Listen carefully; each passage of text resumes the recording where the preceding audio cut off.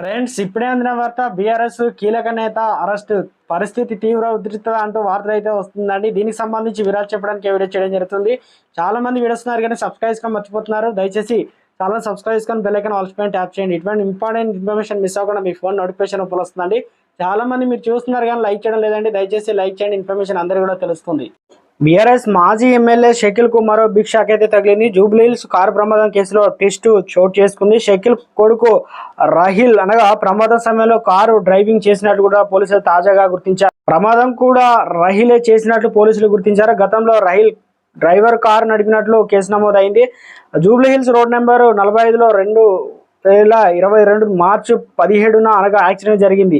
ఈ ప్రమాదంలో 2 నెలల్లో బాలుడు మృతి చెందాడు. దుర్గం చెరువు నుంచి జూబ్లీహిల్స్ వస్తున్న మహీంద్రా తార్ కారు రోడ్డు దాటుతున్న యాచకులను బలంగా ఢీకొట్టింది.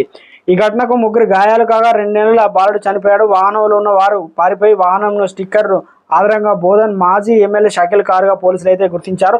అప్పట్లో తన కుమారుడు కారులో లేడని షకీల్ తెలిపారు. ఆఫ్రాన్ అనే యువకుడు తానే కారును నడిపారని చెప్పి పోలీసులు లొంగిపోయాడు. స్టీరింగ్ పై వేలిముద్రలు ఆఫ్రాన్ వే అని పోలీసులు ఆనాడు అనౌన్స్ చేశారు. తాజాగా ఈ కేసులో రాహిల్ స్వయంగా కారు నడిపినట్లు పోలీసులు అయితే గుర్తించారు.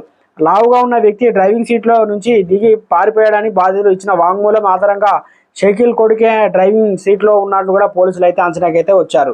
గత మాజీ ఎమ్మెల్యే కుమారుడి అరెస్ట్ అంటే స్వయంగా ఎమ్మెల్యే అరెస్ట్ అయినంత పని. ఇక తెలంగాణలో మరోసారి బీఆర్ఎస్ కు సంబంధించి కీలక నేతలు ఒక్కొక్కరికి అవినీతి ఆరోపణలు బయటపడుతున్నా మల్లారెడ్డికే ఊహించని భిక్షకి అయితే ఇచ్చారంటే చూడండి. తొందరలోనే ఈ కేసు మరి కొలికైతే రాబోతుంది, అరెస్ట్ అయితే కాబోతున్నట్లు. మొత్తానికి తెలంగాణలో లోక్సభ ఎన్నికల ముందే కాంగ్రెస్ సంబంధించి బీఆర్ఎస్ నేతలను టార్గెట్ చేసిందని బీఆర్ఎస్ నేతలు ఆరోపిస్తున్నారు.